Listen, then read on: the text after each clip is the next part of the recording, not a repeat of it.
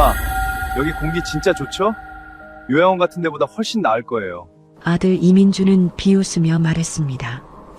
혹시라도 내려올 생각은 하지도 마세요. 동네 망신당하기 싫으니까. 산속패가 마당에 어머니를 내버려 두고 이민주는 아무렇지 않게 차를 몰아 산을 내려갔습니다. 하지만 그는 몰랐습니다. 버려진 노인의 낡은 몸빼바지 안주머니 속에 비밀 하나가 숨겨져 있다는 것을. 산길을 내려온 지 딱 15분. 이민준의 휴대폰이 울렸습니다. 전화를 받는 순간 그의 얼굴에서 혈색이 싹 빠졌습니다. 손이 떨렸습니다. 급브레이크를 밟고 미친 듯이 차를 유턴했지요. 대체 그 전화에서 무슨 말을 들었길래 방금 전까지 어머니를 비웃던 남자가 그렇게 돌변한 것일까요? 그리고 어머니의 주머니 속에는 도대체 무엇이 숨겨져 있었던 걸까요? 그날의 사연 이야기가 계속될 수 있도록 구독과 좋아요로 응원의 마음을 보태주세요. 그럼 오늘도 가슴 먹먹한 그날의 사연 이야기 지금 바로 시작합니다. 정복수는 조수석 창문에 이마를 기댔습니다. 차가운 유리가 피부에 닿았습니다. 산길이 점점 좁아지고 있었습니다. 포장도로가 끝나고 비포장 흙길이 시작됐습니다. 차체가 덜컹거릴 때마다 몸이 흔들렸습니다. 어디로 가는 걸까? 요양원이라고 했습니다. 아들 이민준이 그렇게 말했습니다. 공기 좋은 곳에 있는 요양원이라고. 하지만 이 길은 너무 깊었습니다. 사람 사는 곳으로 가는 길 같지 않았습니다. 곧 도착합니다. 이민준이 앞만 보며 말했습니다. 뒷좌석에서 며느리 오세영이 크게 하품을 했습니다. 진짜 멀다. 여기가 어디예요? 조용한 곳이 좋다잖아. 그래도 이건 너무 깊은 거 아니에요? 오세영의 목소리에는 짜증이 덕지덕지 묻어 있었습니다. 정복수는 아무 말도 하지 않았습니다. 그저 창밖만 바라봤습니다. 나무들이 빠르게 지나갔습니다. 햇빛도 점점 사라지고 있었습니다. 이제 길이라고 부르기도 민망한 오솔길이었습니다. 풀이 무성하게 자라 차체를 긁었습니다. 드디어 차가 멈췄습니다. 다 왔습니다. 이민준이 엔진을 껐습니다. 정복수는 천천히 고개를 들었습니다. 눈앞에 펼쳐진 광경에 숨이 막혔습니다. 폐가였습니다. 무너진 담장, 깨진 기와 반쯤 부서진 대문. 요양원이 아니었습니다. 사람이 살 수 있는 곳도 아니었습니다. 여기가 요양원이냐? 정복순의 목소리가 떨렸습니다. 이민주는 차에서 내렸습니다. 조수석 문을 열었습니다. 요양원보다 좋죠? 공기 엄청 좋잖아요. 그의 입가에 비웃음이 번졌습니다. 정복수는 아들의 얼굴을 똑바로 봤습니다. 그 눈빛에는 온기가 없었습니다. 차가운 돌덩이 같았습니다. 오세영이 차에서 내리며 눈을 찌푸렸습니다. 분위기 진짜 안 좋네. 빨리 끝내요. 이민주는 트렁크를 열었습니다. 낡은 보따리 하나를 꺼내 마루 위에 던졌습니다. 쿵 보따리가 굴러 떨어지며 안에서 옷가지 몇 벌이 흘러나왔습니다. 정복수는 그 광경을 말없이 지켜봤습니다. 가슴속에서 무언가가 무너져 내렸습니다. 하지만 얼굴은 평온했습니다. 민준아, 정말 이럴 거냐? 정복순의 목소리는 흔들리지 않았습니다. 담담했습니다. 이민주는 어머니를 보지 않았습니다. 이게 최선입니다. 요양원 한 달에 30만 원씩 내려면 우리가 어떻게 살아요? 오세영이 남편의 팔을 잡았습니다. 그만 가요. 시간 없다니까요. 이민주는 차 문을 열고 시동을 걸었습니다. 잘 지내세요, 어머니. 마지막 인사는 형식적이었습니다. 감정이 없었습니다. 차가 출발했습니다. 흙먼지가 피어 올랐습니다. 정복수는 그 자리에 서서 차가 완전히 사라질 때까지 바라봤습니다. 엔진 소리가 점점 멀어졌습니다. 완전히 사라졌습니다. 이제 산새 소리만 들렸습니다. 바람이 불었습니다. 나뭇잎이 바스락거렸습니다. 정복수는 천천히 마루로 걸어갔습니다. 무릎이 후들거렸습니다. 하지만 걸음은 멈추지 않았습니다. 마루에 앉아 보따리를 끌어당겼습니다. 문득 10년 전 기억이 떠올랐습니다. 식당 동료였던 강씨 아주머니가 설거지통 옆에서 했던 말이었습니다. 복순 씨, 자식한테 너무 퍼주지 마요. 세상 일은 뿌린 대로 거두는 법이야. 뿌리기 전에 먼저 밭을 잘 봐야 해. 그때 정복수는 웃으며 고개를 저었습니다. 아직은 아들을 믿고 싶었습니다. 조금만 더 기다리면 달라질 거라고, 조금만 더. 하지만 강씨 아주머니 말이 틀리지 않았습니다. 세상 일은 정말로 뿌린 대로 거두는 법이니까요. 그것은 오늘 이 산속 폐가에서도 다가올 날들에서도 변하지 않을 진실이었습니다. 정복수는 낡은 몸빼바지 주머니에 손을 넣었습니다. 손가락 끝에 딱딱한 종이가 닿았습니다. 누렇게 바랜 오래된 종이였습니다. 천천히 꺼냈습니다. 등기권리증이었습니다. 모서리가 달아 있었습니다. 오래 만졌던 흔적이 역력했습니다. 강남구 청운로 520번지. 정복수는 그 글자를 천천히 읽었습니다. 손가락으로 쓰다듬었습니다. 30년 전이었습니다. 강남은 허허벌판이었습니다. 논밭뿐이었습니다. 아무도 관심 없는 땅이었습니다. 정복수는 그곳에 돈을 묻었습니다. 남편은 미쳤다고 했습니다. 그 돈으로 집이나 고치지. 이민준도 원망했습니다. 엄마 때문에 애들이 놀려. 하지만 정복수는 멈추지 않았습니다. 새벽 5시에 일어났습니다. 식당으로 갔습니다. 설거지를 했습니다. 손이 트고 피가 났습니다. 허리가 펴지지 않았습니다. 그래도 일했습니다. 한 푼, 두 푼 모았습니다. 쉬는 날도 없었습니다. 명절에도 일했습니다. 사람들은 불쌍하다고 했습니다. 명절 전날에도 일해야 하다니. 정복수는 그냥 웃었습니다. 괜찮아요. 사실은 계획이 있었습니다. 멀리 보고 있었습니다. 10년이 지났습니다. 강남이 변하기 시작했습니다. 논밭이 사라졌습니다. 빌딩이 솟아올랐습니다. 정복순의 땅 위에도 건물이 올라갔습니다. 30층짜리 오피스 빌딩, 청운 빌딩. 임대료가 한 달에 3억이었습니다. 지금은 5억을 넘었습니다. 건물시가 500억. 정복수는 그 모든 것의 주인이었습니다. 하지만 아무도 몰랐습니다. 남편도 아들도. 정복수는 계속 낡은 옷을 입었습니다. 계속 설거지를 했습니다. 계속 작은 방에서 살았습니다. 이민주는 창피해했습니다. 엄마, 제발 좀 그만 이래.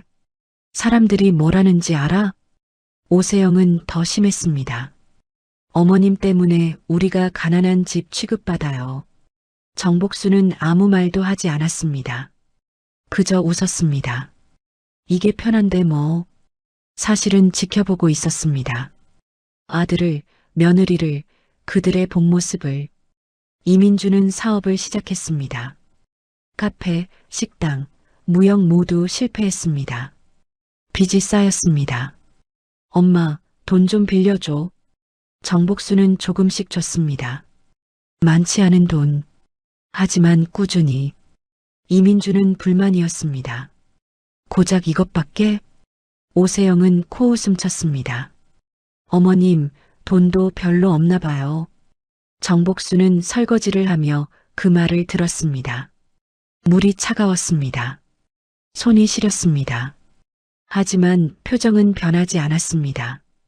그저 속으로 헤아리고 있었습니다. 이 사람이 진짜 내 아들인지를. 시간이 흐를수록 확실해졌습니다. 이민주는 변했습니다. 돈만 밝히는 사람이 됐습니다. 어머니는 안중에도 없었습니다. 오세영이 먼저 말을 꺼냈습니다. 어머님, 요양원 가시는 게 어때요? 정복수는 고개를 끄덕였습니다. 마음속으로 결정했습니다. 이제 끝이야. 더 이상 기다릴 필요가 없어. 아들은 이미 선택했습니다. 어머니보다 돈을, 효도보다 편함을. 정복순의 낡은 폴더폰 속에는 중요한 번호가 하나 있었습니다. 변호사 한재원. 30년간 정복순의 비밀을 지켜온 사람이었습니다. 법무법인 대표로 청운빌딩 임대계약부터 세금 신고까지 모든 것을 처리해 온 인물이었습니다. 점잖고 무게감 있는 한재원은 정복순에게 늘 같은 말을 했습니다. 회장님, 언제든 말씀만 하세요. 제가 처리하겠습니다. 정복순은 오늘 이 산속에 오기 전 한재원에게 미리 연락해뒀습니다. 단 한마디였습니다. 준비해 주세요. 정복순은 권리증을 바라봤습니다. 500억짜리 빌딩의 주인. 하지만 지금은 산속 폐가에 버려진 노인. 정복순은 권리증을 천천히 접었습니다. 다시 주머니에 넣었습니다. 손이 떨렸습니다. 분노 때문이 아니었습니다. 슬픔 때문도 아니었습니다. 차가운 결심 때문이었습니다. 주머니 깊숙한 곳을 더듬었습니다. 폴더폰이 만져졌습니다. 오래된 폴더폰. 하지만 그 안에는 세상을 뒤집을 번호 하나가 들어 있었습니다. 정복수는 전화를 걸었습니다. 신호음이 울렸습니다. 한 번, 두 번. 여보세요, 회장님.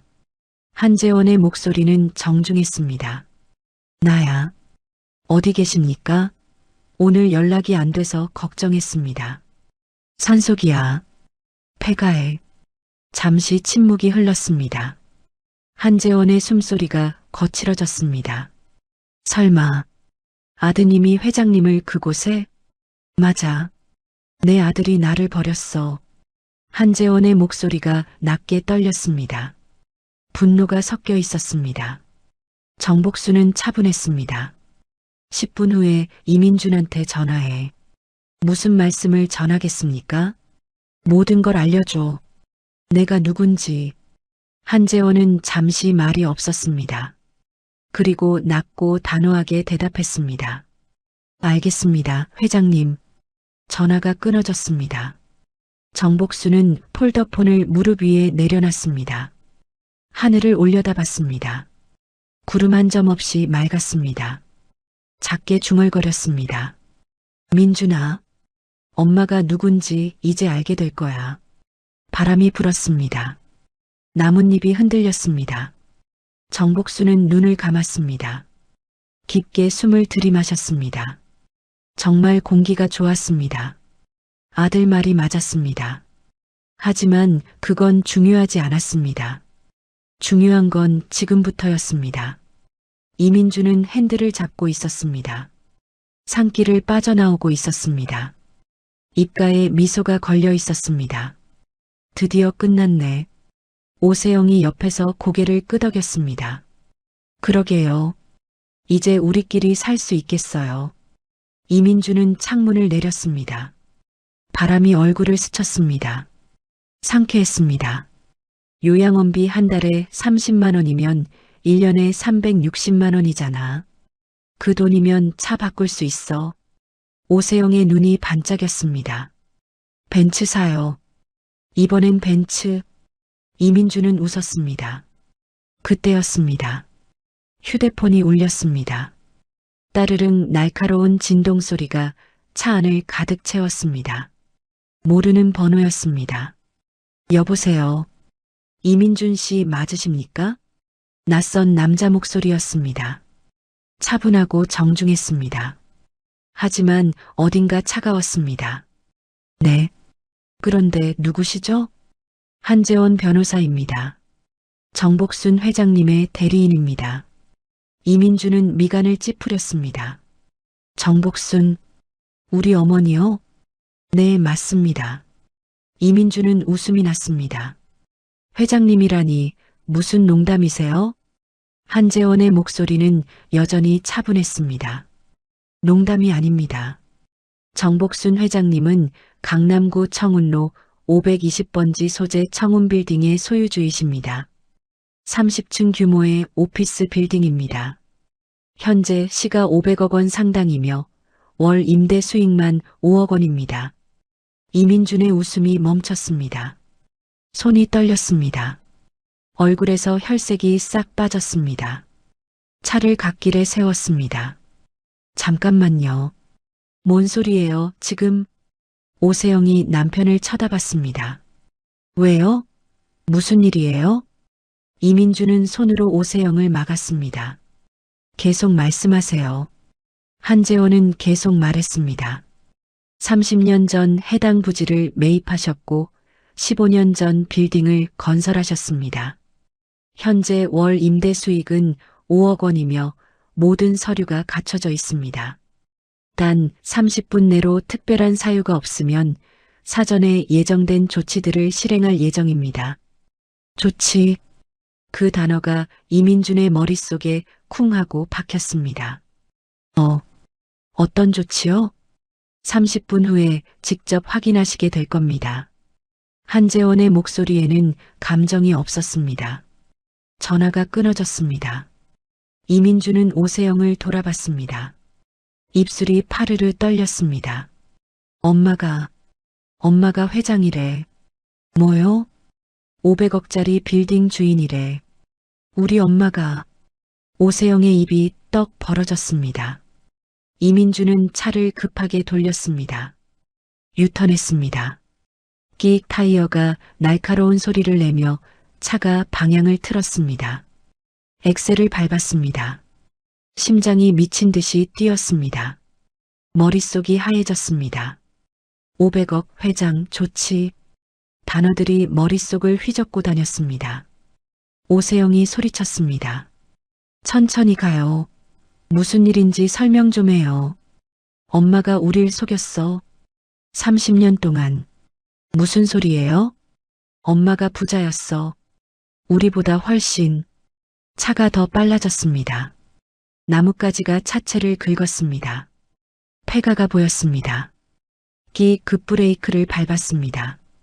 이민준은 차에서 뛰어내렸습니다. 어머니. 목이 쉬도록 소리쳤습니다. 하지만 대답이 없었습니다.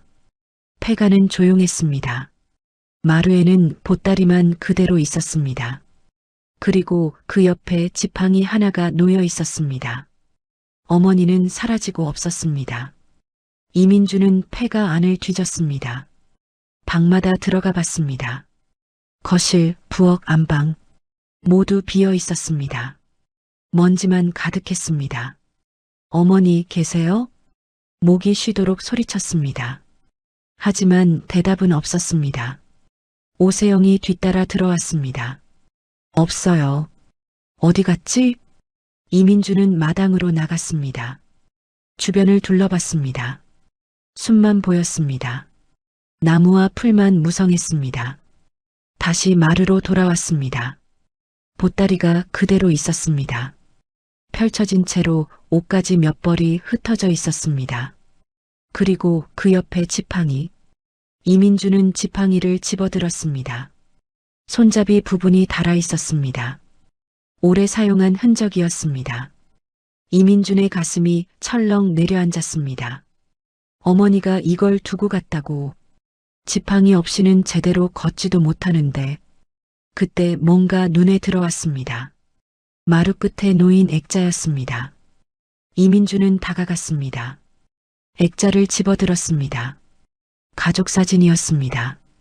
이민준이 어렸을 때 찍은 사진이었습니다. 아버지, 어머니, 그리고 어린 이민준. 세 사람이 웃고 있었습니다. 하지만 액자 유리가 깨져 있었습니다. 금이 쫙 가 있었습니다.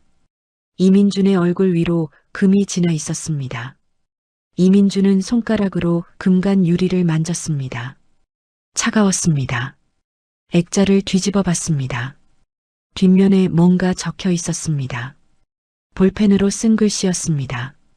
떨리는 글씨체였습니다. 이제 가족이 아니구나.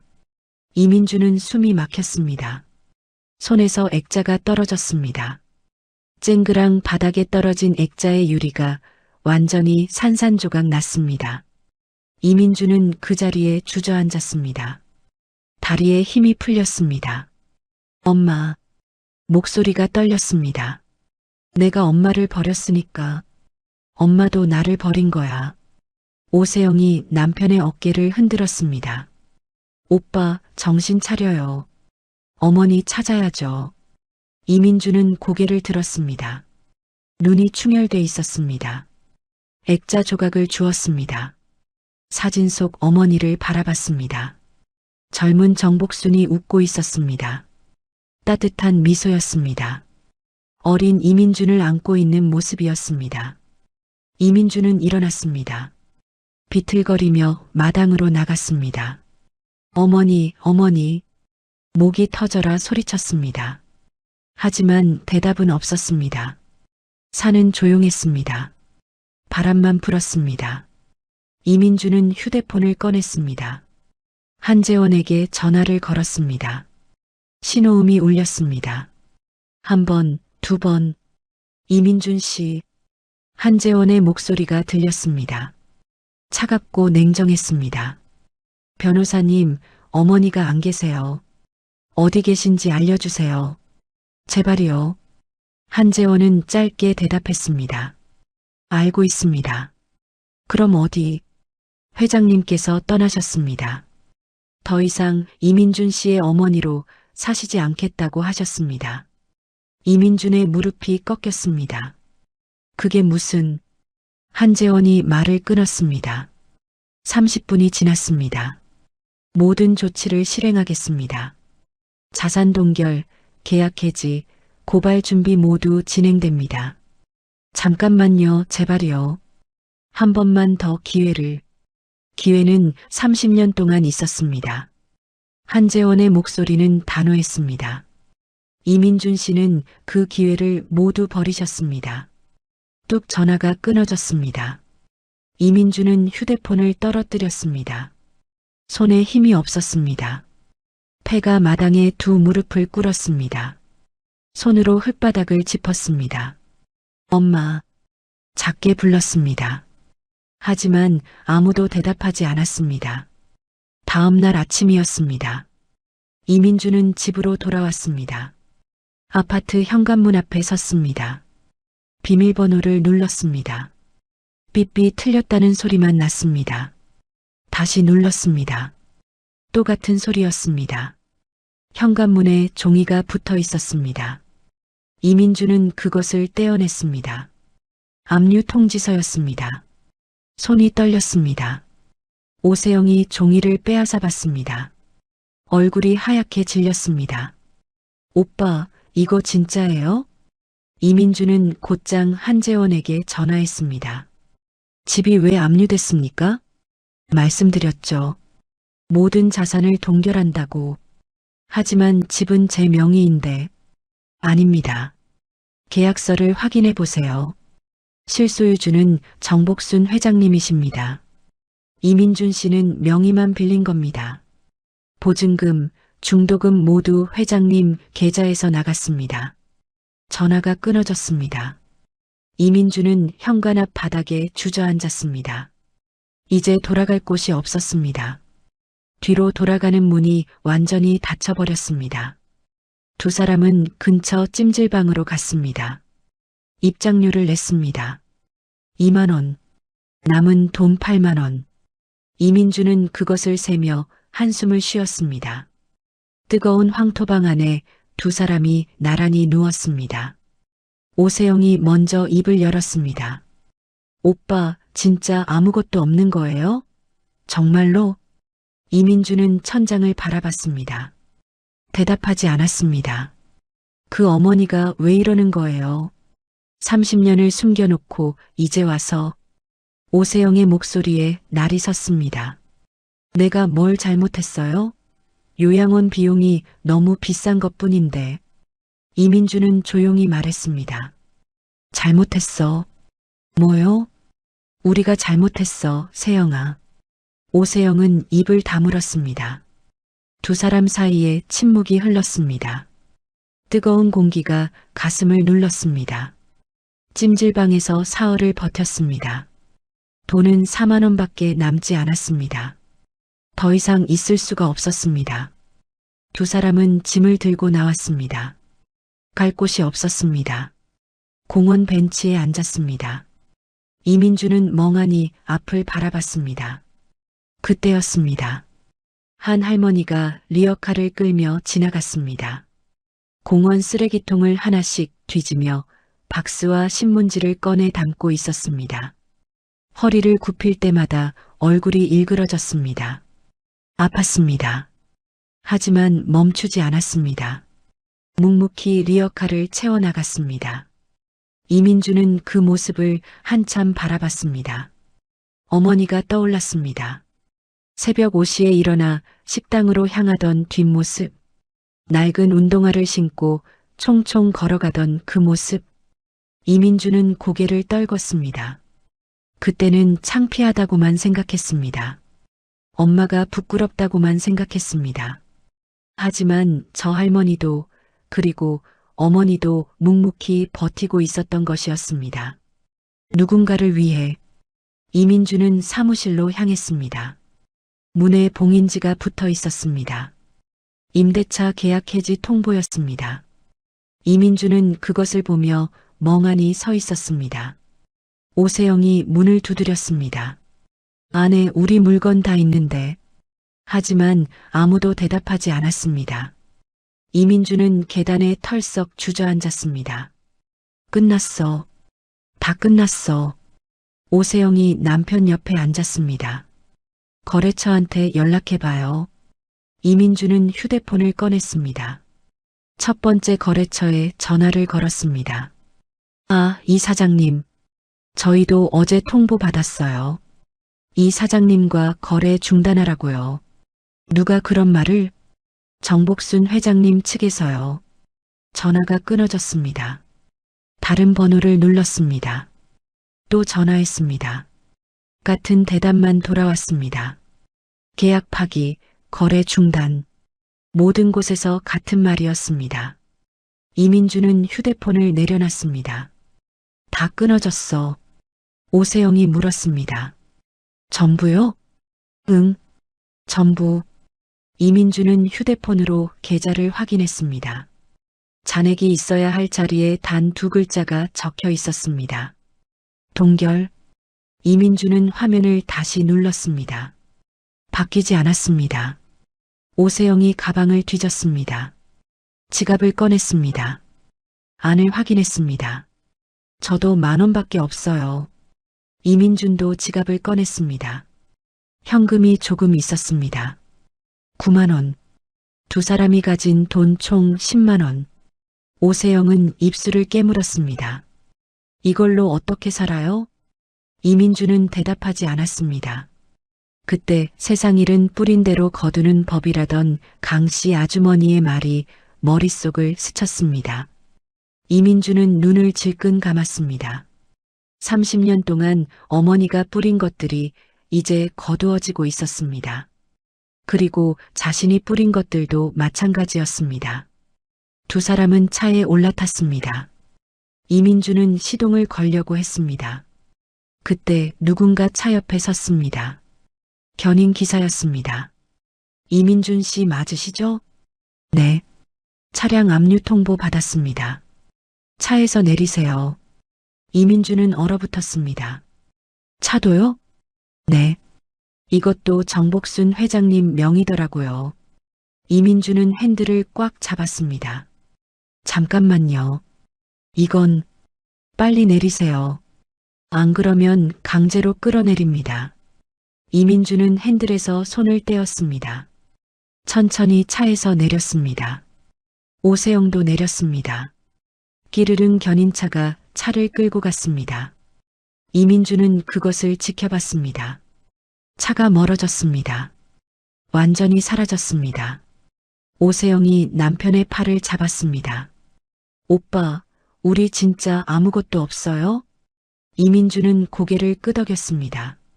응, 아무것도. 두 사람은 길거리에 섰습니다. 가진 것은 10만 원. 그리고 입고 있는 옷. 이민주는 하늘을 올려다봤습니다. 햇빛이 따가웠습니다. 거리는 복잡했습니다. 사람들이 지나갔습니다. 모두 바쁘게. 이민주는 그들을 봤습니다. 어제까지 자신도 저랬습니다. 바쁘게 살았습니다.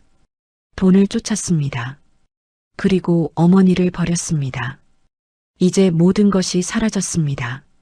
집도 차도 사업도. 단 하루 만에 공원 벤치에 앉았습니다. 두 사람 모두 말이 없었습니다. 해가 기울었습니다. 저녁이 됐습니다. 이민주는 일어났습니다. 가자. 어디요? 오늘은 찜질방. 내일부터는 모르겠어. 찜질방에서 이틀이 더 지났습니다. 돈은 3만 원밖에 남지 않았습니다. 이민주는 바닥에 누워 천장을 바라봤습니다. 배가 고팠습니다.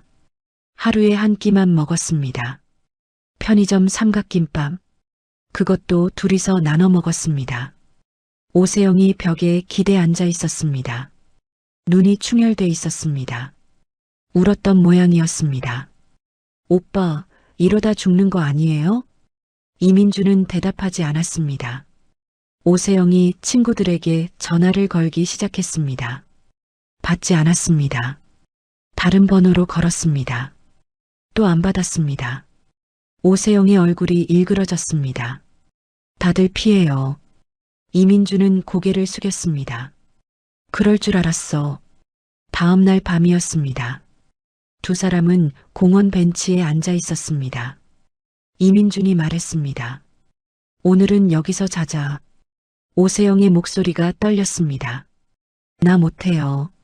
이렇게는 못 살아요. 조금만 참아. 조금만. 조금만이 언제까지예요? 오세영이 소리쳤습니다. 우린 거지예요. 거지. 나 이렇게 못 살아요.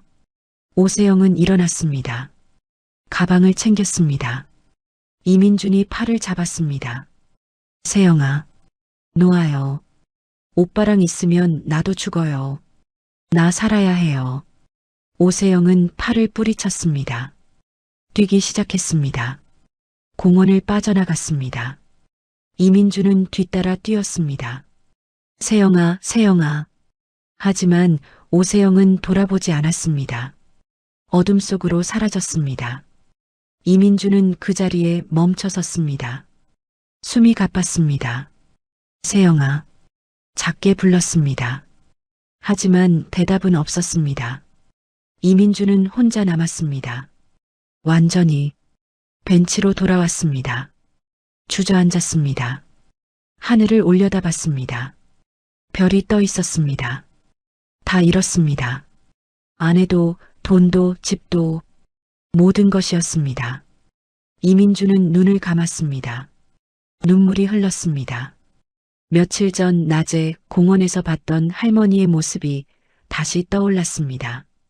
리어카를 끌며 허리를 굽히던 그 모습, 그리고 어머니가 겹쳐졌습니다. 새벽마다 일어나 식당으로 향하던 어머니, 손이 트고 허리가 아파도 단 한 번도 포기하지 않았던 어머니, 세상 일은 뿌린 대로 거두는 법이야. 강씨 아주머니의 목소리가 귓가에 맴돌았습니다. 어머니는 30년 동안 성실함을 뿌렸습니다. 그리고 자신은 이민주는 입술을 깨물었습니다. 자신은 무엇을 뿌렸습니까? 무시를, 창피함을, 그리고 마침내 산속 폐가에 어머니를 내다버리는 것을 뿌렸습니다. 이제 그 열매가 돌아왔습니다. 이민주는 그날 밤 벤치에서 잤습니다. 차가웠습니다. 외로웠습니다. 무서웠습니다. 다음 날 아침이었습니다. 이민주는 벤치에서 눈을 떴습니다. 몸이 뻐근했습니다. 온몸이 쑤셨습니다. 밤새 차가운 바람을 맞은 탓이었습니다. 이민주는 천천히 일어났습니다. 공원 화장실로 가서 세수를 했습니다. 거울을 봤습니다. 수염이 자라 있었습니다. 눈밑이 퀭했습니다. 낯선 얼굴이었습니다. 거리로 나왔습니다. 아직 이른 아침이었습니다. 가게들이 문을 열기 전이었습니다. 그때였습니다. 저쪽에서 리어카 바퀴 소리가 들렸습니다. 삐걱삐걱 낡은 바퀴가 아스팔트를 긁는 소리였습니다. 며칠 전 공원에서 봤던 그 할머니였습니다. 이른 새벽부터 폐지를 줍고 있었습니다. 이민주는 그쪽으로 걸어갔습니다. 저기요, 할머니. 할머니가 돌아봤습니다. 폐지 주우면 돈이 얼마나 돼요? 할머니는 이민준을 위아래로 훑어봤습니다. 젊은 사람이 왜 이걸? 돈이 필요해서요. 할머니는 한숨을 쉬었습니다. 하루 종일 주어야 10,000원이야. 그것도 운 좋으면 10,000원. 이민주는 그 말을 되새겼습니다. 어머니는 30년 동안 이것보다 훨씬 힘든 일을 해왔습니다. 10,000원도 안 되는 폐지를 줍는 것보다 더 고된 일을. 매일 새벽 5시에 일어나 식당에서 설거지를 하고 손이 트고 허리가 아파도 단 하루도 쉬지 않았습니다. 이민주는 그제야 어머니의 하루가 어느 정도의 무게였는지 가늠할 수 있었습니다. 어떻게 하는 건가요? 이민준이 물었습니다. 할머니는 리어카를 가리켰습니다. 저 리어카에 박스랑 신문지 담아서 고물상 가져가면 돼. 리어카는 고물상에서 빌려줘. 이민주는 고개를 끄덕였습니다. 감사합니다. 이민주는 고물상으로 갔습니다. 리어카를 빌렸습니다. 삐걱삐걱 낡은 리어카를 끌고 거리로 나왔습니다. 사람들이 쳐다봤습니다. 수군거렸습니다. 이민주는 고개를 숙였습니다. 얼굴이 화끈거렸습니다. 불과 며칠 전까지만 해도 반듯한 양복을 입고 사무실에 출근하던 사람이었습니다. 그런 자신이 지금 낡은 리어카를 끌며 골목을 돌아다니고 있었습니다. 골목을 돌아다녔습니다. 쓰레기 더미 옆에 버려진 박스가 보였습니다. 이민주는 허리를 굽혔습니다. 박스를 들어 리어카에 담았습니다. 1번, 2번. 허리가 아팠습니다. 땀이 났습니다. 하지만 멈추지 않았습니다. 엄마는 이것보다 훨씬 힘든 걸 30년 동안 하셨어. 이민주는 이를 악물고 계속 주었습니다. 손이 까졌습니다. 피가 났습니다. 이민주는 그 손을 잠깐 바라봤습니다. 어머니 손이 떠올랐습니다. 언제나 거칠고 트어있던 손. 그때는 그 손이 부끄러웠습니다. 지금은 이민준의 눈이 뜨거워졌습니다. 오전 내내 돌아다녔습니다. 오후에도 계속했습니다. 해가 질 때까지 쉬지 않았습니다.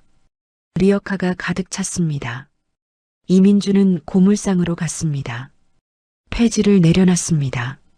주인이 저울에 달았습니다. 7,000원입니다. 이민주는 돈을 받았습니다. 7,000원. 하루 종일 일한 대가였습니다. 손을 봤습니다. 까져 있었습니다. 피가 났습니다. 허리는 펴지지 않았습니다. 다리도 풀렸습니다. 이민주는 그 7,000원을 손바닥 위에 올려놓고 한참 바라봤습니다. 7,000원. 어머니는 이것보다 더 적은 돈을 벌기 위해 30년을 버티셨습니다. 이민준의 눈에서 눈물이 흘렀습니다. 멈출 수 없었습니다. 이틀이 지났습니다. 이민준은 폐지를 주우면서도 식당마다 들어가 일자리를 구하기 시작했습니다. 일 구하는데요. 경력 있으세요? 아니요. 그럼 나중에 연락드릴게요. 거절당했습니다. 편의점도 마찬가지였습니다. 지금은 자리가 없어요. 이민주는 하루 종일 돌아다녔습니다. 20군데도 넘게 들어갔습니다. 모두 안 된다고 했습니다. 저녁이 됐습니다. 이민주는 지쳐 있었습니다.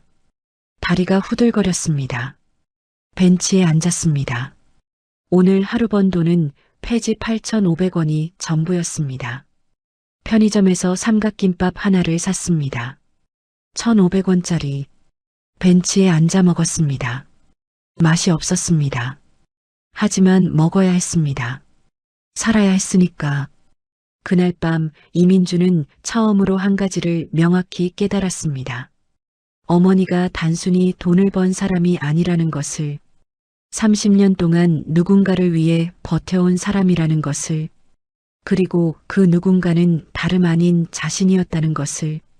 이민주는 어둠 속에서 오래도록 눈을 뜨고 있었습니다. 일주일이 지났습니다. 이민주는 매일 새벽에 일어났습니다. 폐지를 줍고 식당에 일자리를 구하러 다녔습니다. 수염이 더 자랐습니다. 옷은 더러워졌습니다. 몸에서 냄새가 났습니다. 사람들이 피했습니다. 저리 가. 누군가 말했습니다. 이민주는 고개를 숙였습니다. 엄마도 이런 무시를 당하셨을까? 가슴이 아팠습니다. 저녁이었습니다. 이민주는 강남역 쪽을 지나가다가 멈춰 섰습니다. 익숙한 건물이 보였습니다. 청운 빌딩, 어머니의 빌딩이었습니다. 30층 유리창에 불빛이 환했습니다. 이민주는 그 빌딩을 올려다봤습니다. 아득했습니다. 엄마가 저걸 만드셨어. 설거지를 하면서, 손이 트고 허리가 아파도 포기하지 않으면서. 이민준의 눈에서 눈물이 흘렀습니다. 멈출 수 없었습니다. 이민준은 빌딩 앞 바닥에 천천히 무릎을 꿇었습니다. 사람들이 지나갔습니다. 누군가 쳐다봤습니다. 하지만 이민준은 신경 쓰지 않았습니다. 엄마, 미안해요. 목소리가 떨렸습니다. 이제 알았어요. 엄마가 얼마나 힘드셨는지. 다음 날도 이민주는 일자리를 구하러 다녔습니다. 식당, 편의점, 주유소, 마트, 10군데, 20군데. 하지만 어디서도 받아주지 않았습니다. 경력이 없으면 쓰기 어렵습니다. 외모 단정하게 하고 오세요. 죄송합니다. 거절이 쌓일수록 몸보다 마음이 더 무거워졌습니다. 이민주는 저녁에 벤치에 앉아 손을 바라봤습니다. 까지고 굳은 살이 박이기 시작했습니다. 어머니 손이 떠올랐습니다. 그 손으로 내미는 돈이 부족하다고 불평했습니다. 그 손이 창피하다고 말했습니다. 이민주는 자신의 손을 꽉 쥐었습니다. 아팠습니다. 하지만 그보다 더 아픈 것이 가슴 안에 있었습니다. 보름이 지났습니다. 이민주는 며칠씩 찜질방을 전전했습니다. 하지만 돈이 바닥나면 벤치로 돌아와야 했습니다. 어느 날 찜질방 사장이 이민준을 불렀습니다. 손님, 이것 좀 보세요. 사장은 CCTV 화면을 가리켰습니다. 다른 손님이 이민준을 피해 자리를 옮기는 장면이었습니다. 불편하다는 민원이 들어왔어요. 위생 상태가. 사장은 말을 끝맺지 않았습니다. 이민주는 자리에서 일어났습니다.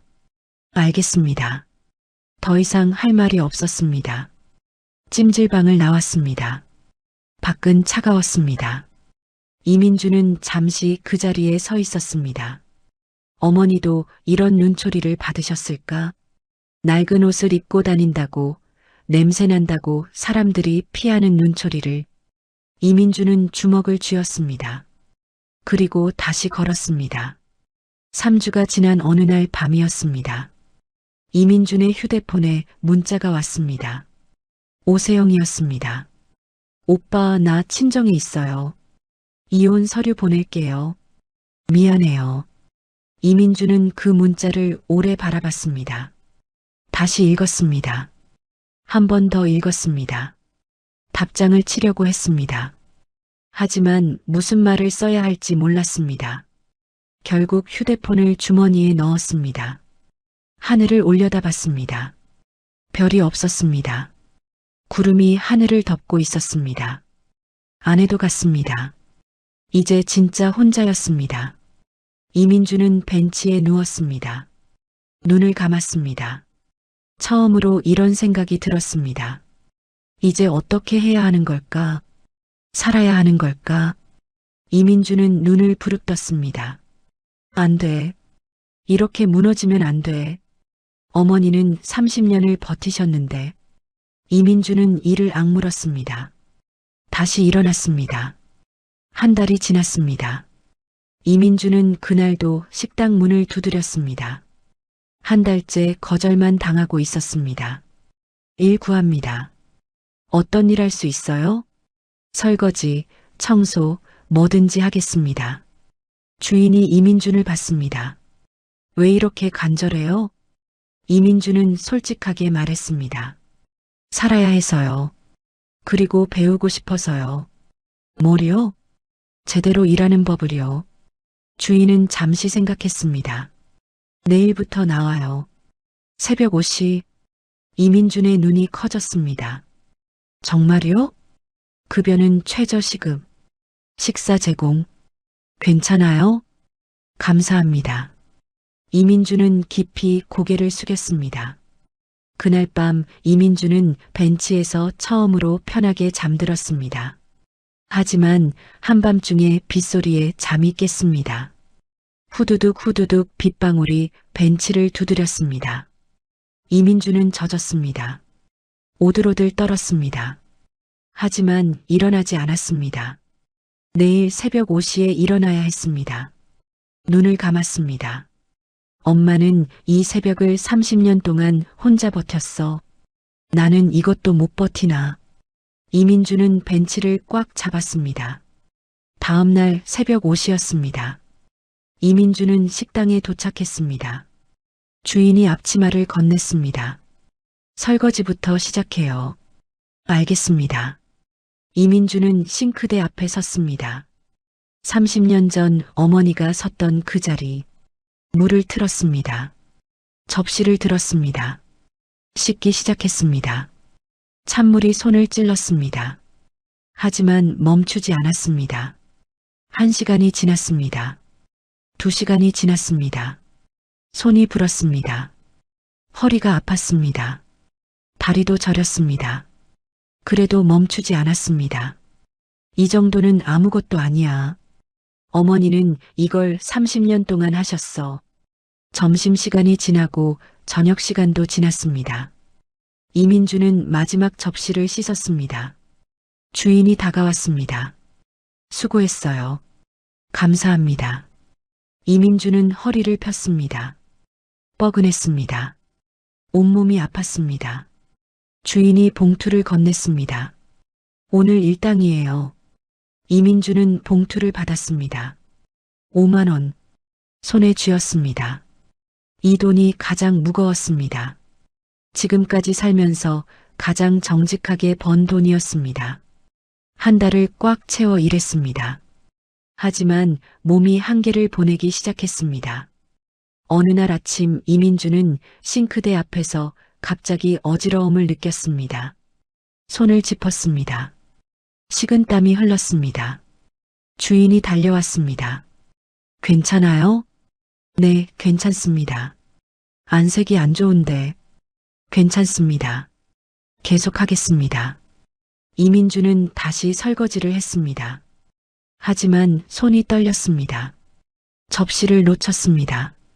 쨍그랑 접시가 바닥에 떨어져 산산조각 났습니다. 주인이 다가왔습니다. 오늘은 일찍 들어가요. 아닙니다. 제가 치우겠습니다. 괜찮아요. 들어가서 쉬어요. 주인의 목소리가 부드러웠습니다.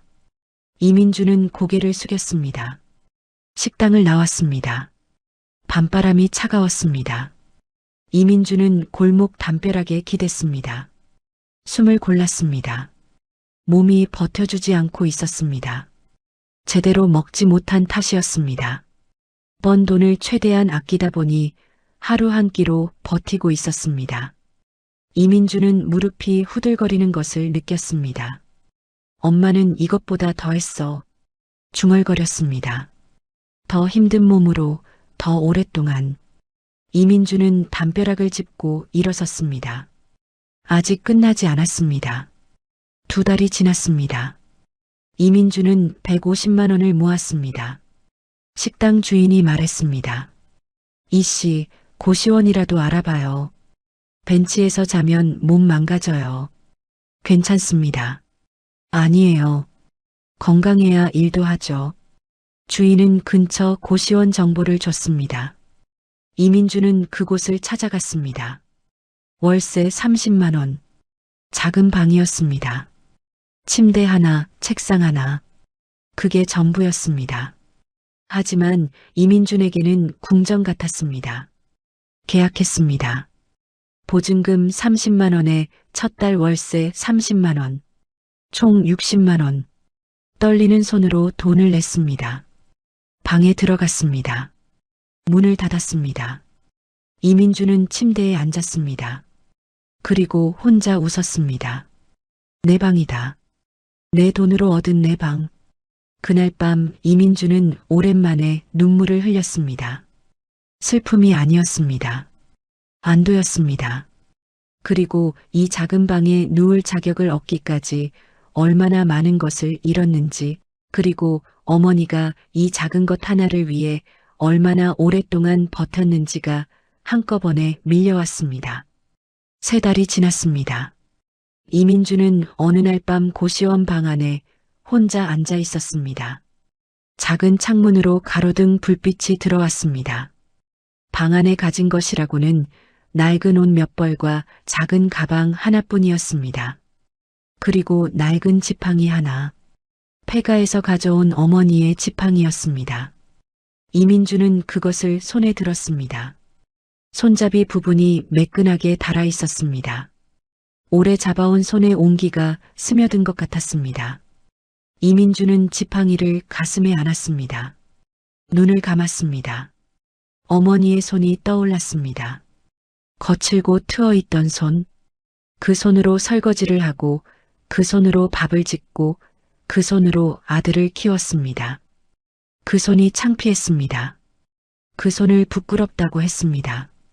이민주는 고개를 떨궜습니다. 한참 동안 아무것도 하지 않았습니다.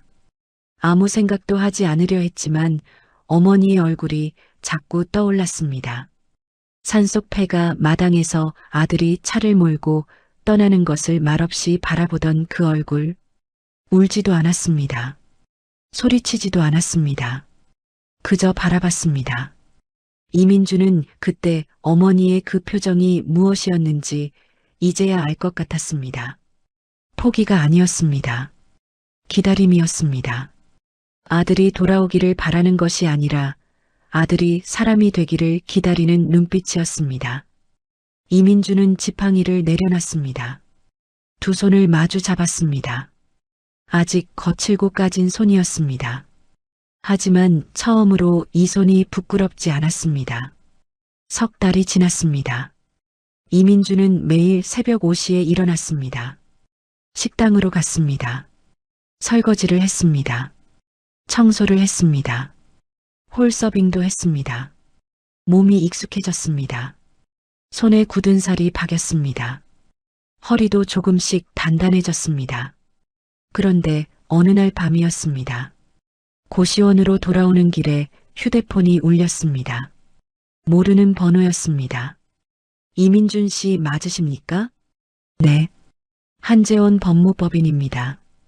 이민준 씨 명의로 된 채무 보증건으로 연락드렸습니다. 이민준은 발걸음을 멈췄습니다. 채무 보증이요? 네. 과거 이민준 씨 사업체 운영 당시 발생한 채무 중 일부가 이민준 씨 개인 명의로 남아 있습니다. 총 2,300만 원 규모입니다. 이민준은 골목벽에 기댔습니다. 다리에 힘이 풀렸습니다. 3달 동안 모은 돈은 200만 원이 채 안 됐습니다. 2,300만 원. 그 숫자가 어둠 속에서 벽처럼 서 있었습니다. 다음 날 아침이었습니다. 이민주는 싱크대 앞에 섰습니다. 물을 틀었습니다. 접시를 들었습니다. 하지만 손이 떨렸습니다. 멍하니 물이 흘러가는 것을 바라봤습니다. 주인이 다가왔습니다. 이씨, 무슨 일 있어요? 아닙니다.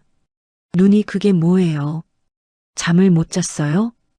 이민주는 고개를 저었습니다. 괜찮습니다. 주인은 잠시 이민준을 바라봤습니다. 그리고 낮게 말했습니다. 이씨, 내가 뭐 도와줄 수 있는 거 있으면 말해요. 이민주는 그 말에 가슴이 뭉클했습니다. 석 달 만에 처음 듣는 따뜻한 말이었습니다. 감사합니다. 정말로. 이민주는 고개를 숙였습니다. 주인은 아무 말 없이 어깨를 두드렸습니다. 그리고 주방으로 돌아갔습니다. 이민주는 다시 접시를 들었습니다. 물을 틀었습니다. 씻기 시작했습니다. 이 정도면 된다. 이민주는 속으로 말했습니다. 어머니도 이런 날이 있었을 거야. 무너질 것 같은 날이. 하지만 다음 날 또 나오셨겠지. 이민주는 접시를 닦으며 이를 악물었습니다. 퇴근 후였습니다. 이민주는 고시원으로 돌아왔습니다. 방문을 열었습니다. 작은 방이었습니다. 불을 켰습니다. 침대 위에 어머니의 낡은 지팡이가 놓여 있었습니다. 이민주는 그것을 집어들었습니다. 한참 바라봤습니다. 오늘은 이상하게 어머니가 더 생각났습니다. 채무 소식을 들어서인지 아니면 주인의 따뜻한 한마디 때문인지 이민주는 침대에 앉았습니다. 지팡이를 무릎 위에 올려놨습니다. 어머니는 지금 어디 계실까? 회장님으로 불리며 30층 사무실에서 일하고 계실까? 아니면 아들 걱정을 하고 계실까? 이민주는 고개를 저었습니다. 아니야. 걱정 안 하실 거야. 이미 끊으셨으니까. 눈물이 흘렀습니다. 닦았습니다. 또 흘렀습니다. 이번에는 닦지 않았습니다. 엄마. 작게 불렀습니다. 대답이 없었습니다. 당연히 없었습니다. 이민주는 그날 처음으로 소리 없이 오래 울었습니다.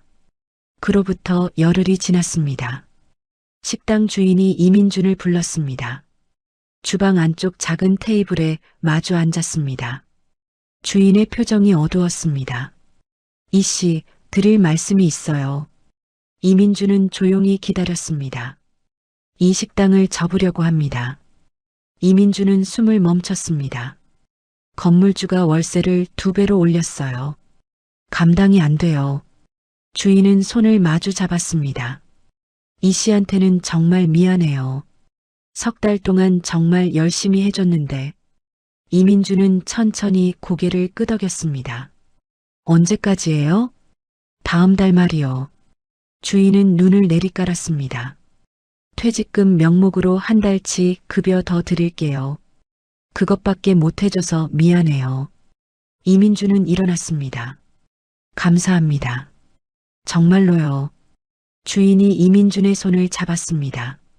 이 씨는 어디 가도 잘할 거예요. 내가 추천서 써드릴게요. 이민주는 고개를 숙였습니다. 목이 메었습니다. 식당을 나왔습니다. 차가운 바람이 불었습니다. 이민주는 잠시 멈춰 섰습니다. 한 달 뒤면 다시 일자리를 찾아야 했습니다.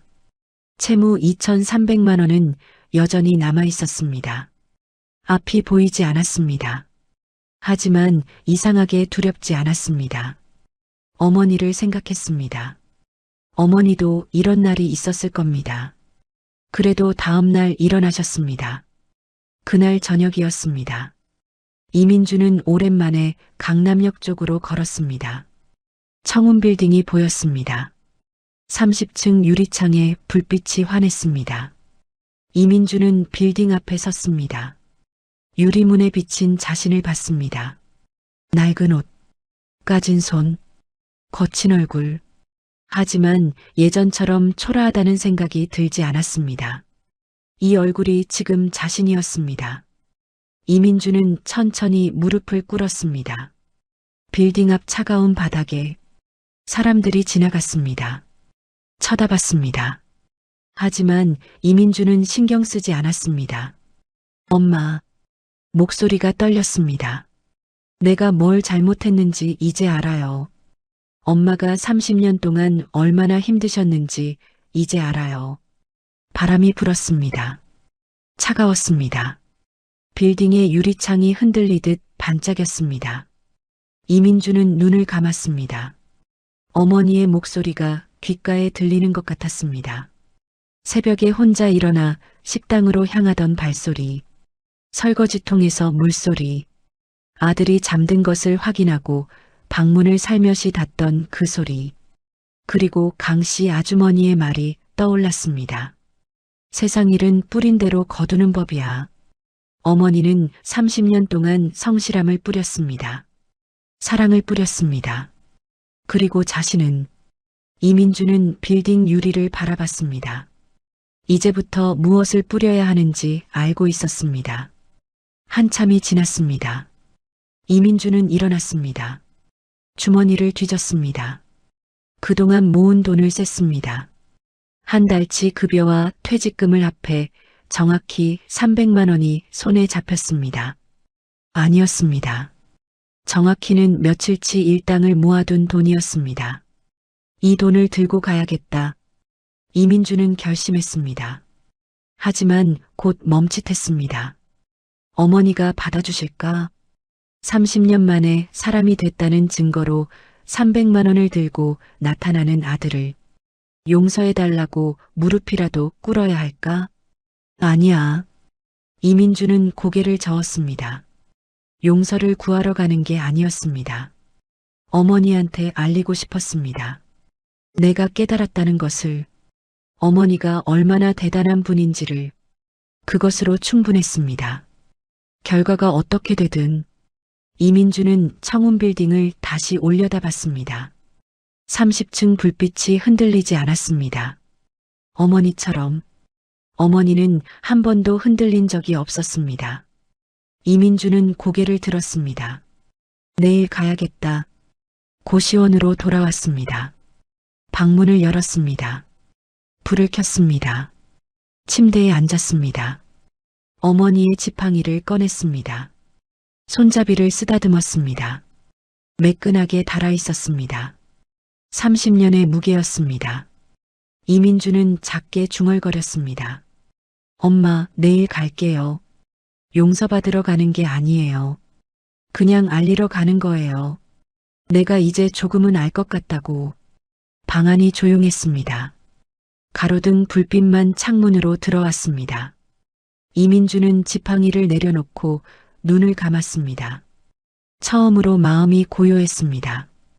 두렵지 않았습니다. 어떤 대답을 들어도 괜찮았습니다. 그것이 이민준이 처음으로 어른이 된 밤이었습니다. 다음 날 저녁이었습니다. 이민준은 청운빌딩 앞에 섰습니다. 손에 300만 원을 쥐고 있었습니다. 며칠 동안 폐지를 주우며 모은 돈이었습니다. 경비원이 이민준을 알아봤습니다. 이민준 씨 아닙니까? 네. 많이 달라지셨네요. 이민준은 웃었습니다. 회장님 계신가요? 올라가 보세요. 한재원 변호사님께 말씀드릴게요. 잠시 후 직원 출입구에서 한재원이 나왔습니다. 정장 차림이었습니다. 이민준을 봤습니다. 눈살을 찌푸렸습니다. 이민준은 고개를 숙였습니다. 변호사님, 저예요. 알아봤습니다. 한재원은 이민준을 위아래로 훑쳤습니다. 어떻게 됐습니까? 식당에서 설거지하며 석 달 버텼습니다. 한재원은 아무 말도 하지 않았습니다. 이거 드리고 싶습니다. 이민준은 300만 원을 내밀었습니다. 구겨진 지폐들이었습니다. 한재원은 그것을 보며 말했습니다. 회장님께서 원하시는 게 돈입니까? 아니요. 알아요. 이민준은 손을 내리지 않았습니다. 그래도 드리고 싶습니다. 어머니처럼 힘들게 번 돈이니까요. 한재원은 잠시 침묵했습니다. 왜 오셨습니까? 그냥 알려드리고 싶었습니다. 제가 깨달았다는 걸. 용서받고 싶으세요? 아니요. 한재원의 눈이 가늘어졌습니다. 그럼요. 어머니가 얼마나 대단한 분인지 알게 됐다는 걸 말씀드리고 싶었습니다. 그게 다입니다. 한재원은 오래 이민준을 바라봤습니다. 그리고 돌아섰습니다. 따라오세요. 이민준은 숨을 들이마셨습니다. 회장님을 뵙게 해드리겠습니다. 정말이요? 단 조건이 있습니다. 이민주는 고개를 끄덕였습니다. 용서를 구하지 마세요. 회장님께 무릎 꿇지도 울지도 마세요. 그냥 하고 싶은 말만 하세요. 이민주는 잠시 생각했습니다. 그리고 고개를 끄덕였습니다. 알겠습니다. 두 사람은 빌딩 안으로 들어갔습니다. 엘리베이터를 탔습니다. 30층 버튼을 눌렀습니다. 문이 닫혔습니다.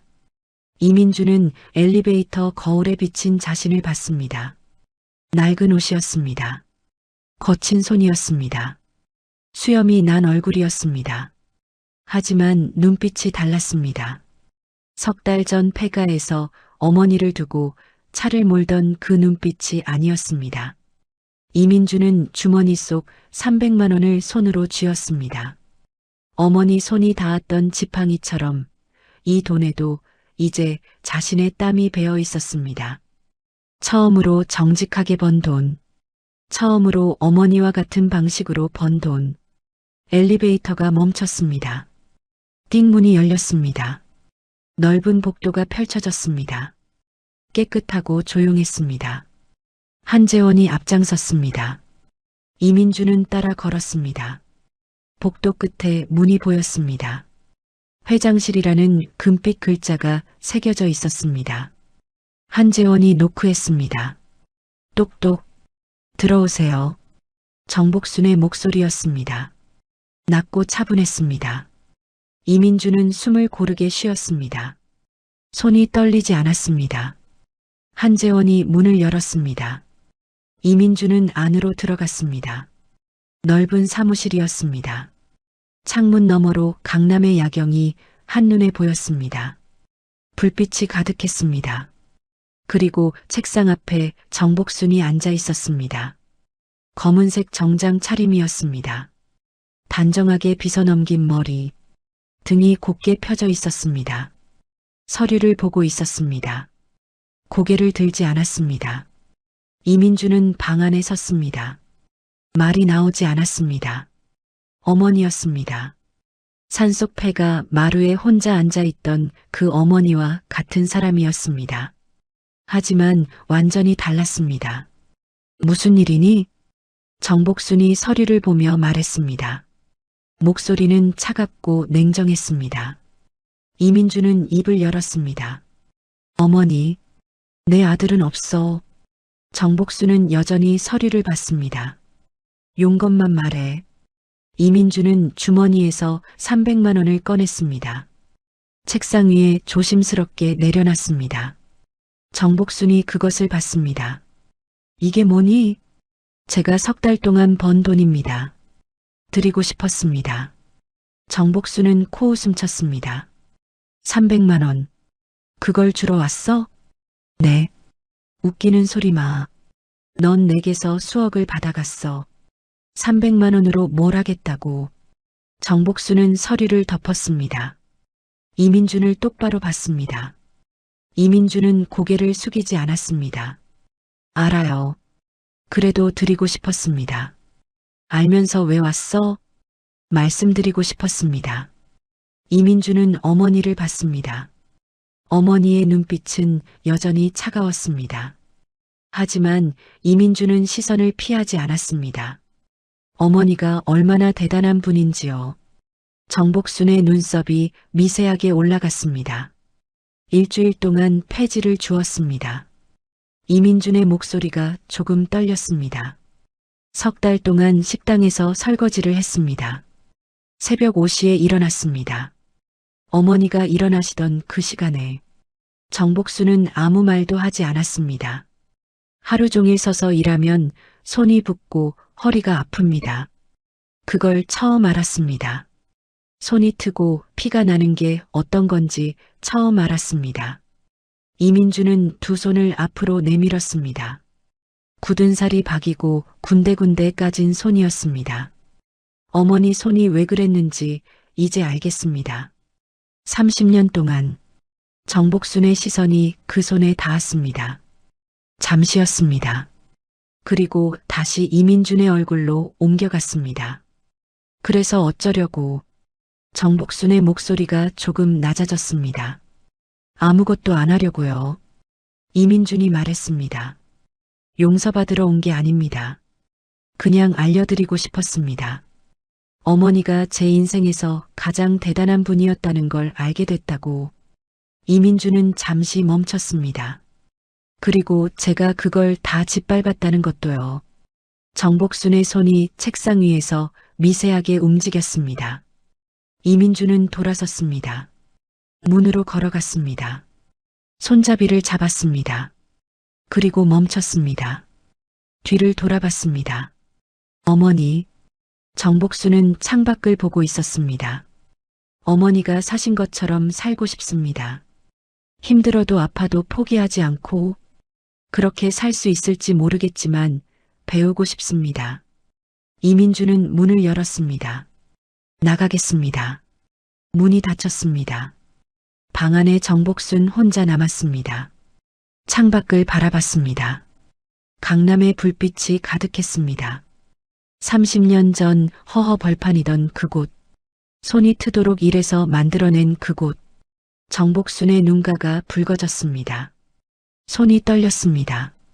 책상이 300만 원을 집어들었습니다. 구겨진 지폐들이었습니다.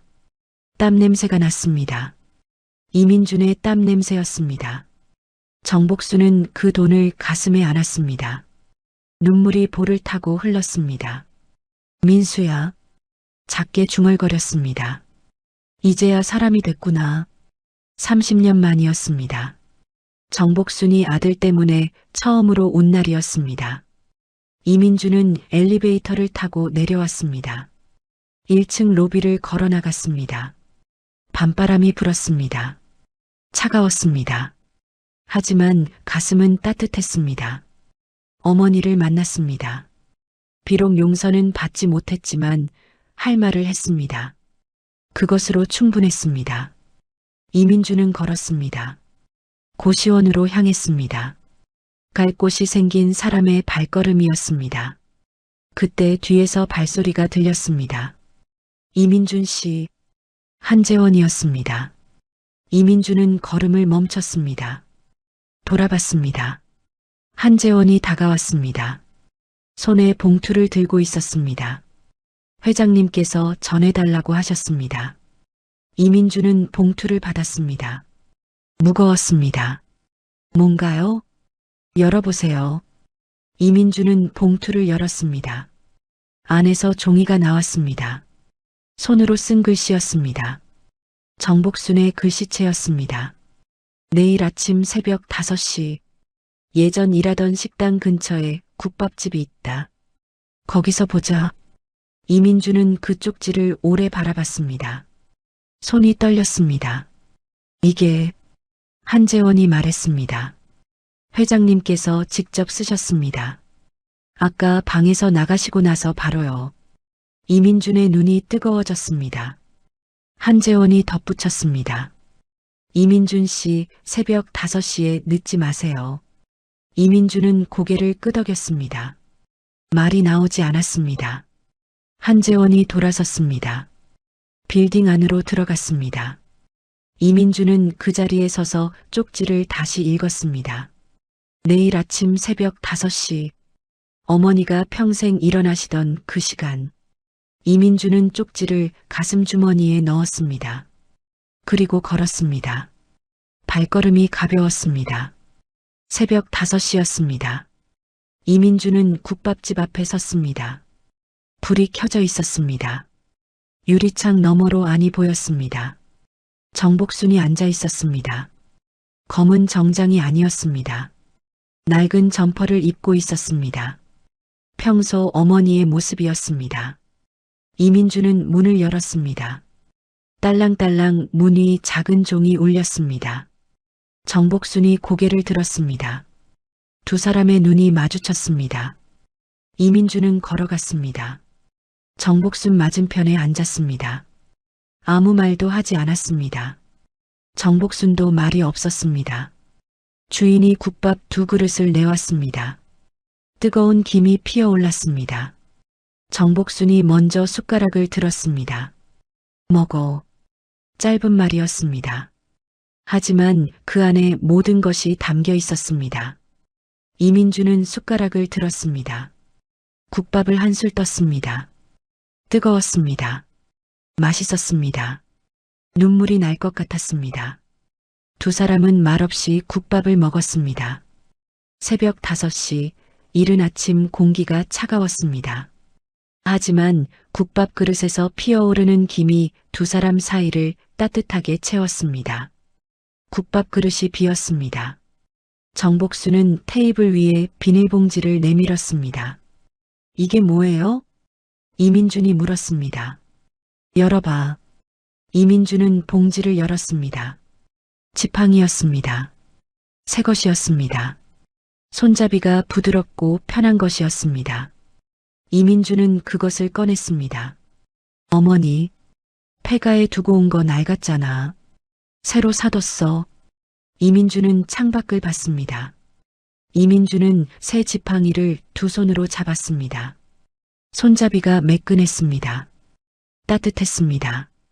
어머니, 이걸 직접 드리러 가려고 했는데. 알아. 한재원한테 다 들었어. 정복수는 짧게 웃었습니다. 처음이었습니다. 이민준 앞에서 웃는 것이. 이민준은 그 미소를 봤습니다. 가슴이 터질 것 같았습니다. 어머니, 응, 감사합니다. 정말로요.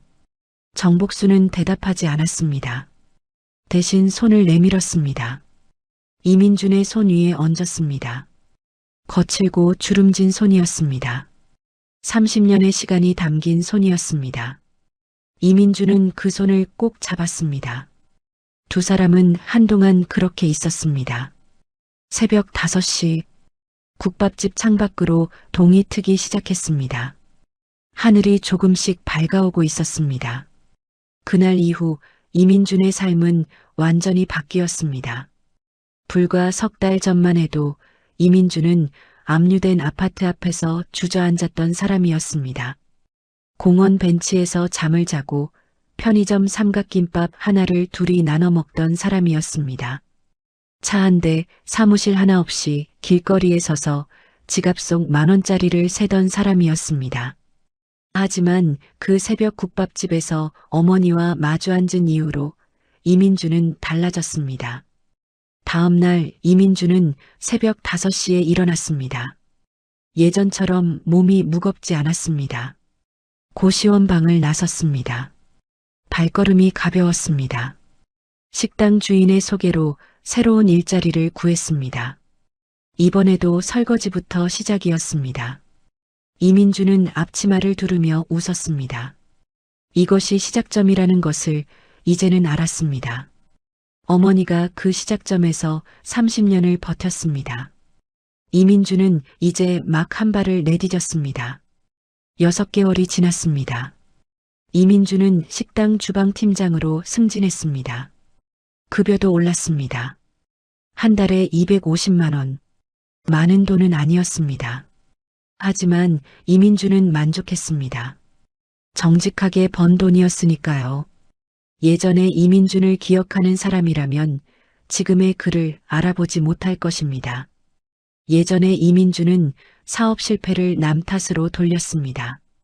어머니가 돈을 충분히 주지 않는다고 불평했습니다. 낡은 옷을 입은 어머니가 창피하다고 했습니다. 그리고 마침내 어머니를 산속 폐가에 버렸습니다.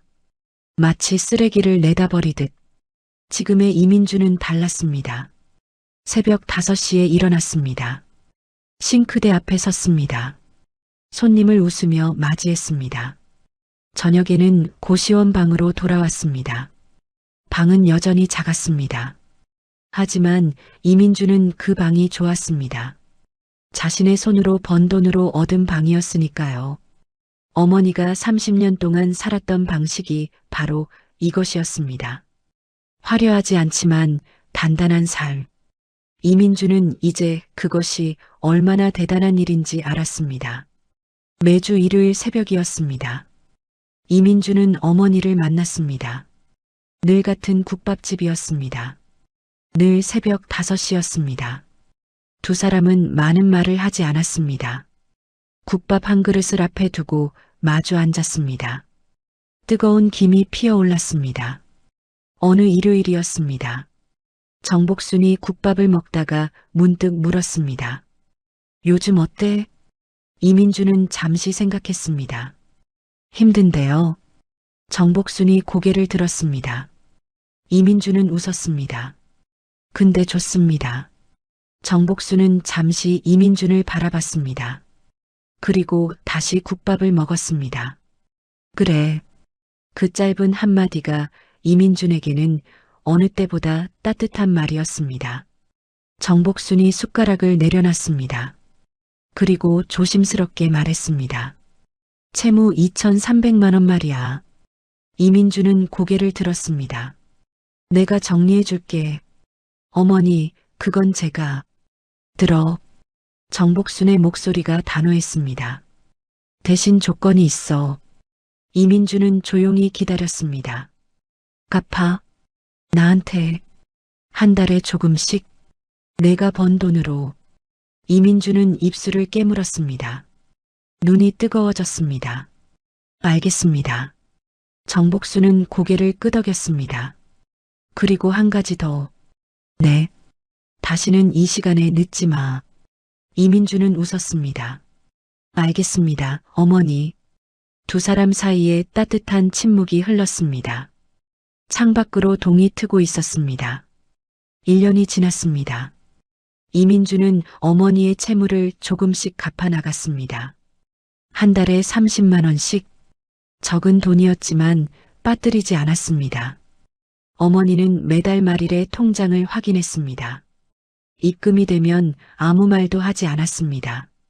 하지만 다음 일요일 국밥집에서 국밥 한 그릇을 더 시켜줬습니다. 이민준의 고시원 방 한쪽에는 2개의 지팡이가 나란히 세워져 있었습니다. 하나는 낡은 것이었습니다. 폐가 마루에 혼자 남겨져 있던 어머니의 지팡이. 손잡이가 매끈하게 달아 있었습니다.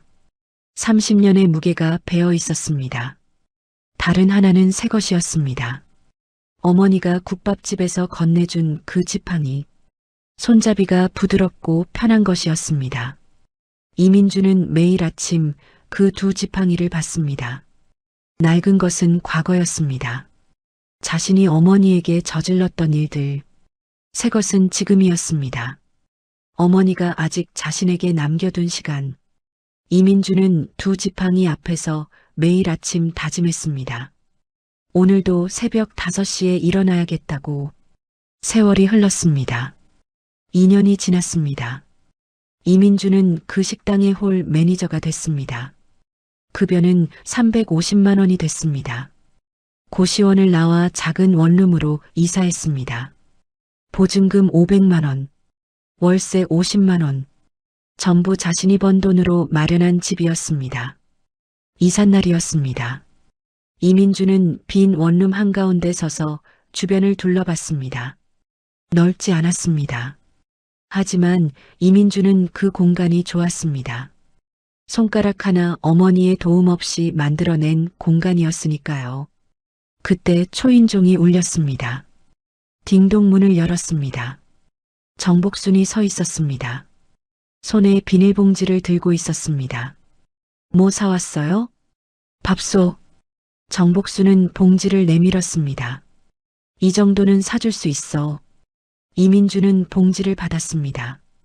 눈이 뜨거워졌습니다. 정복순은 방 안으로 들어왔습니다. 작은 방을 둘러봤습니다. 작다. 괜찮아요. 그래. 괜찮지. 정복순은 창문을 열었습니다. 바람이 들어왔습니다. 따뜻한 봄바람이었습니다. 그렇습니다. 이민주는 결국 돌아왔습니다. 어머니에게로. 그 산속 폐가에서 어머니를 버렸던 남자가 500억짜리 빌딩 주인이라는 전화를 받고 미친 듯이 차를 돌렸던 남자가 집도 차도 아내도 사업도 하루 만에 모두 잃었던 남자가 공원 벤치에서 자고 편의점 삼각김밥을 나눠 먹던 남자가 돌아온 길은 돈 때문이 아니었습니다. 어머니의 재산 때문도 아니었습니다. 구겨진 10만 원 지폐를 손에 쥐고 낡은 옷을 입고 석 달 동안 설거지로 버티며 깨달은 것 하나 때문이었습니다. 세상 일은 뿌린 대로 거두는 법이었습니다. 어머니는 30년 동안 사랑을 뿌렸습니다. 성실함을 뿌렸습니다. 아무도 알아주지 않아도, 아들에게 무시당해도, 산속 폐가에 버려지는 날에도 어머니는 흔들리지 않았습니다. 그리고 그 씨앗은 결국 자랐습니다. 2년 만에 아들 안에서 싹을 틔웠습니다. 이민주는 무시를 뿌렸습니다. 창피함을 뿌렸습니다. 마침내 어머니를 산속에 버리는 것을 뿌렸습니다. 그리고 그것도 돌아왔습니다. 모든 것을 잃는 것으로 단 하루 만에. 하지만 그 상실이 이민준을 사람으로 만들었습니다. 어느 봄날이었습니다. 이민준은 강남역 앞을 지나갔습니다. 청운빌딩이 보였습니다. 30층 유리창에 햇빛이 반짝였습니다. 이민준은 걸음을 멈추지 않았습니다. 예전처럼 멍하니 올려다보지 않았습니다. 그저 자연스럽게 고개를 한번 들었다가 다시 앞을 봤습니다. 빌딩은 여전히 그 자리에 있었습니다. 어머니가 30년 동안 손이 트도록 일해서 만든 그 빌딩. 이민주는 이제 그 빌딩이 무엇을 의미하는지 알았습니다. 단순히 500억짜리 건물이 아니었습니다. 어머니의 30년이 쌓인 곳이었습니다. 포기하지 않은 시간들이 모인 곳이었습니다. 이민주는 계속 걸었습니다. 식당으로 향했습니다. 오늘도 새벽 5시에 일어났습니다. 오늘도 앞치마를 둘렀습니다. 오늘도 설거지를 했습니다. 어제와 같은 하루였습니다. 하지만 이민준에게는 어제와 같은 하루가 가장 소중했습니다. 어머니가 30년 동안 그렇게 살았으니까요. 정복수는 오늘도 새벽 5시에 일어났습니다. 청운빌딩 30층 사무실이 아니라 작은 아파트 부엌에서였습니다. 밥을 지었습니다. 된장찌개를 끓였습니다. 그리고 일요일 아침 낡은 점퍼를 걸쳤습니다. 국밥집으로 향했습니다. 이민준이 먼저 와 있었습니다. 새벽 5시 정각이었습니다. 한 번도 늦지 않았습니다. 정복수는 아들의 맞은편에 앉았습니다. 두 그릇의 국밥이 나왔습니다. 뜨거운 김이 피어올랐습니다. 정복수는 아들을 바라봤습니다. 굳은 살이 박인 손, 까진 손등, 하지만 반듯하게 앉은 등, 맑은 눈빛. 이민준이 국밥을 한술 떴습니다. 그리고 어머니를 봤습니다. 맛있다. 짧은 말이었습니다. 정복수는 웃었습니다. 옛말에 이런 말이 있습니다. 진짜 부자는 돈이 많은 사람이 아니라 제대로 살아가는 사람이라고. 정복순이 500억짜리 빌딩을 가진 것은 30년 동안 새벽 5시에 일어난 덕분이었습니다. 설거지통 앞에서 손이 트도록 일한 덕분이었습니다.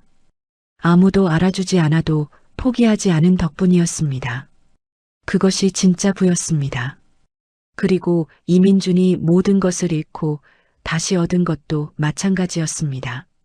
집도 차도 사업도 아니었습니다. 어머니 맞은편에 앉아 국밥 한 그릇을 먹을 수 있는 새벽.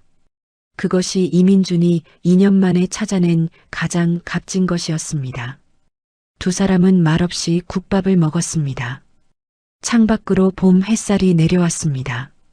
국밥집 안이 따뜻하게 빛났습니다. 오늘 이야기 마음에 깊은 울림이 있으셨는지요? 구독과 좋아요로 소중한 인연이 이어졌으면 합니다. 여러분의 따뜻한 마음에 가슴 뭉클한 사연으로 정성껏 보답하겠습니다. 지금 어느 지역에서 함께하고 계신지 편하게 댓글로 말씀 주시면 감사한 마음 담아 반갑게 인사 올리겠습니다. 댁내에 늘 평안이 깃들길 바라며 지금까지 그날의 사연 이야기였습니다. 감사합니다.